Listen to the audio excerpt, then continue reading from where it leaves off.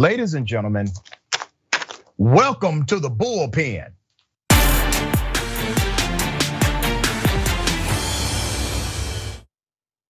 In the Bullpen today, we have Brad Polumbo. He's back, fee.org correspondent, National Review contributor, and actually all-around great guy. YouTube channel is Breaking Boundaries with Brad Polumbo. Brad, how are you? Hey, thanks for having me back. Thanks for being back on the show. We're gonna chop it up about minimum wage, maybe benefits, kind of the labor shortage that's happening right now in America. I don't want to presume what you know or believe about these items, so I will give you the opportunity to share with us your sentiment. Yeah, look, so we're experiencing a big labor shortage across the country. It's a very complicated problem with a ton of different factors. But I think where we probably disagree is that I believe the welfare state is playing a very big role in that, and a bunch of other big government policies involved in childcare, education, and more. You know, I understand your point of view and I respect it. So I want you to follow me. This is called a linear logic exercise. You say this is part of the welfare state, and that is part of the systemic issue that has contributed at least to the labor shortage. Am I right so far? Yeah. Now, I want you to follow the why. Why are individuals on benefits programs, what you would call welfare, in the welfare state, based on your terminology? Why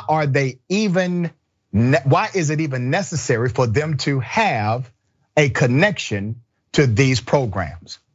Well, because they're human beings, and human beings respond to incentives. So in economics is all about incentives. And so, for example, during COVID, many people could earn more on unemployment benefits than they could during their regular work. Obviously, that had some effect, discouraging work. And because people are human, and if I didn't have to work and could make more on benefits, or if I had options to receive things like healthcare and food stamps, and all these things that are well intended and many people are in need, but what they do inadvertently do is discourage participation in the workforce, because it's particularly acute right now. But this is not a pandemic problem. We were heading towards a labor shortage and long-term issues before the pandemic. That's correct. Now, Brad, I'm glad you mentioned that, because I was gonna cite the data that shows we had this issue coming, even pre-pandemic. You've already stated that. So let me give you the linear logic that I have connected to this issue, and we're not that far off, okay? But we have a different remedy. You see, the reason why individuals needed the benefits programs in the first place is because, one, they weren't getting paid enough at their jobs, and two, they did not have job security. And so you saw a fluctuation in the marketplace, and individuals did connect to some of these programs in order to keep the lights on, to pay the mortgage. And these programs did not do a great job. It did a decent job, but it could have been done and implemented a lot better. But there's a why connected to all of this, because based on polling data of individuals who are either looking for jobs or who have said, I'm not looking for the same kind of jobs, they have told us the reason why there's a labor shortage, okay? So let me read this. This was a survey done by Pew Research, and it said that they found that 48% of workers were frustrated with the search for a job. 46% said they only found openings for low-paying roles. 46%, okay? So let's look at that. You're getting benefits because our corporate structure in America, our economic system, does not incentivize corporations to pay you a livable wage. And so you qualify by way of government protocol. You qualify for subsidy. That's the government saying, hey, we're gonna now subsidize because we realize the disparity that exists economically and the cost of living in the United States of America. So the government says, we're gonna try to solve this issue for you, okay? But the problem is that you don't get paid enough in the first place. That's the actual problem. Now, 48% of workers saying they're frustrated with the search. 46% are saying that they're only finding jobs that are low earning jobs. And so what are they doing? They're saying we're staying out of the jobs market and we're finding opportunities in gig economy and other places rather than going to secure job opportunities. That is something that the government, by way of policy, can start to fix and working on. I think we're close here, Brad. You don't agree with some of that connection?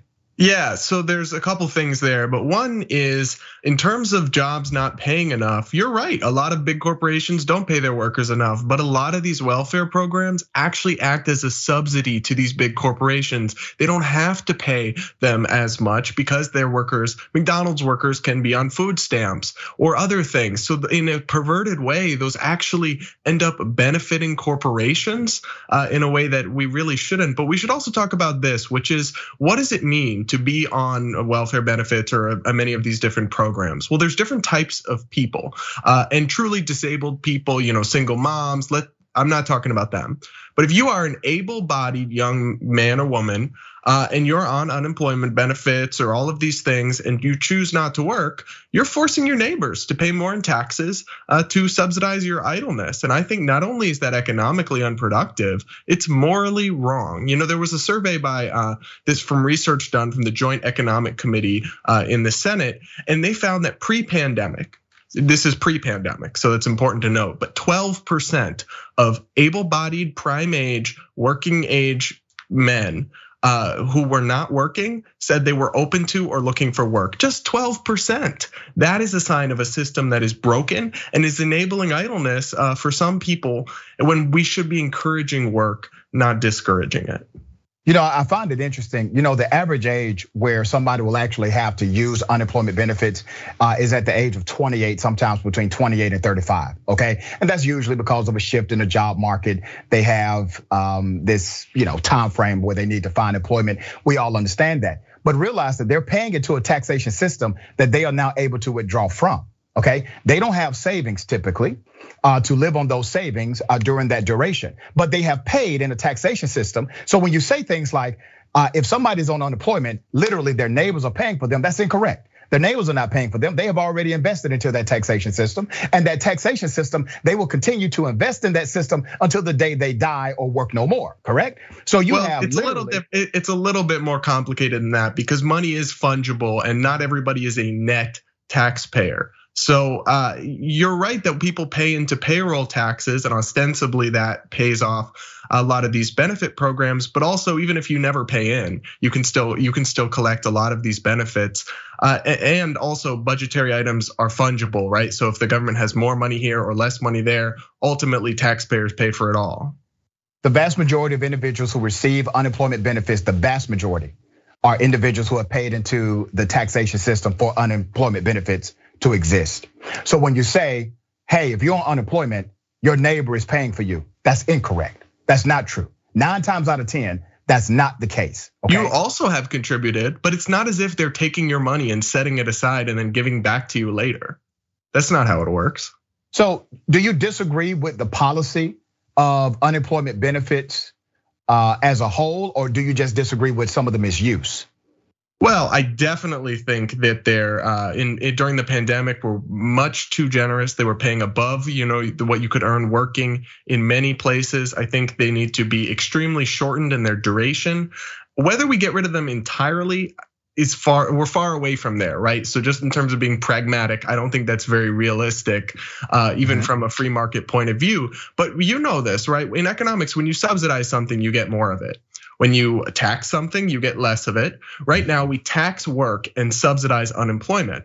That doesn't make any sense. Now, I agree with you, people are paying in these payroll taxes. Those are regressive taxes that hurt working people. I would cut those payroll taxes so workers across America get to keep more of their paycheck. They can have savings, they can have a rainy day fund. Instead of just, counting on maybe there's gonna be a welfare program that in the process, this, we've talked about this before, they lost hundreds of billions of dollars to unemployment fraud, to scammers during the pandemic. They actually lost more to unemployment benefits fraud than they spent promoting and developing the COVID vaccine, which was miraculous. But that shows you how effective this government welfare can be. Well, it shows you how ineffective their ability to implement is. And so I look at it a little differently than you. And you're right. there has been significant mismanagement of these programs. And the mismanagement that you're speaking of happened under a Republican administration.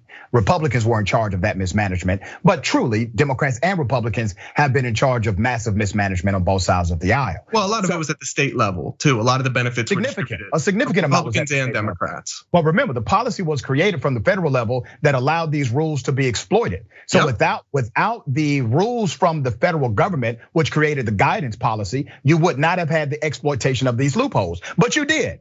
All right. You're right. And you also it started under Trump. I'm happy to acknowledge that. That's right. And you also had people that absolutely did not need the money, multimillionaires, who they were receiving hundreds of thousands of dollars and millions of dollars. And if it had not been for a free press blasting them and they returned the money, they would have gotten that money too. And the programs were not really created for them in the pandemic era. So we got a few minutes, man, and I want to make sure we at least touch on minimum wage because this is a debate that we don't have openly enough, okay? I am for increasing the minimum wage. Now I have some caveat to that because I've studied this, I've studied Australia, I've studied a few other countries that have high minimum wages, right? And they do systems a little differently. They kind of graduate. If you're a teenager, you don't get the maximum. You have to graduate into that. So what are your thoughts about minimum wage increases? Because I think it resolves one of the problems we first talked about, which is the fact that people do not get paid enough money. That's why there's a dependence on some of these social benefits programs. Go ahead. Well, the minimum wage isn't the only way you can have higher wages. For example, I drove through New Hampshire recently visiting Dartmouth College, and I went through a McDonald's where they were advertising starting at $17 an hour part-time walk-in interviews. They're desperate for labor. When we have competitive free labor markets, wages can be driven up on their own. New Hampshire has no minimum wage except the federal minimum wage, which is $7.25. But the McDonald's is hiring people starting at $16, $17 an hour. You don't just need a minimum wage to raise wages, and minimum wages have serious consequences when they're increased under the law. They can cause job loss, and the cost can be passed on to consumers. I don't know why I'm sticking with McDonald's today, but there was research that showed McDonald's passed almost all of the costs of minimum wage hikes onto consumers via menu prices. So I don't think working class people are necessarily left off any better when you have a higher minimum wage, and that's why places like Amazon are lobbying for a higher minimum wage. They want it because they know it's not actually going to hurt them. It will be passed on to the working class. It will hurt small businesses. So I don't actually think it's pro-worker at all. All right, so let me give you my rebuttal to that. Now, many smaller businesses who truly cannot afford a minimum wage increase, they will likely go to a contract formation of their company so that they would not be held to that liability standard, as many companies did under Obamacare. They did the very same thing. They adjusted to the market. But we've been talking about increasing the minimum wage since the 40s. Okay, so I take it back to 1942. Ever since 1942, when there has been a major debate about minimum wage increases, the big corporations and typically politicians on both sides, they have said, if we do this, it is going to, in fact, hurt the labor market. But every time, guess what? It didn't. Every single time. There's no exception to that. Every single time we have had a minimum wage increase, the market has adjusted. Now, let me read something to you about actual job loss in America. The number one killer of jobs, let me ask you, what do you think the number one job killer is in America? The government. No, sir. Well, I would say based on policy, right? Policy can absolutely slow down a job market, but it's automation, brother. Automation has already destroyed forever. Those jobs are never coming back. 65 million jobs where people had to be in place to do that job. Automation has already killed 65 million jobs. By 2025 to 2030, we have projected that number will rise to 73 up to 85 million jobs that will never return to the United States of America. A person will never do those jobs again. I mean, the automobile destroyed millions of jobs in the stagecoach industry, right? But it created many more jobs in others. So economics isn't always a zero-sum game. The fears about automation are valid, right? And we could talk about that. We could do a whole nother episode on that, right? That's right. But I will say that when we eliminate jobs through technological innovation and progress, we end up increasing the productive output of the economy as a whole. And everybody's output is another person's income. That's GDP. So jobs are created elsewhere in the economy. That's really interesting. My producers are telling me we got a couple of minutes, so let me remind you of two things. One, during the civil rights movement, there was a demand for the minimum wage to be $2 an hour. It gets overlooked, but it was part of the literature and it was part of the original proclamation made by those leaders of the civil rights movement. $2 an hour is exactly $15 an hour today when you compensate for inflation, et cetera, okay? So $15 an hour minimum wage based on spending power has been on the agenda since the 60s. And let's go to 1968. The minimum wage worker earned $10.59 per hour in inflation adjusted terms, okay? So it was lower, but inflation adjusted, it was about $10.59 per hour. 46% more than today's $7.25 federal minimum wage. The minimum wage today, if we always adjust it based on the economy, if we always adjust it based on the spending power of the dollar, the minimum wage today would be $22 an hour. We allowed them to win the narrative, brother. We allowed them to win the debate. The real minimum wage, it doesn't matter during all of that. The real minimum wage would be $0 because people can be unemployed. And the other thing that I'll say about that is most people don't earn that $7.25. Almost nobody does. Even in states like South Carolina, where they have no minimum wage other than that federal one, in New Hampshire, less than 5% of hourly wage workers earn that. They almost all earn more. It's just a floor. The market can function without it and raise wages when you have a competitive free market. Yeah, but the abuses, brother, the abuses. And I know you care about those because you initially said, listen, I'm not talking about individuals who are disabled, et cetera.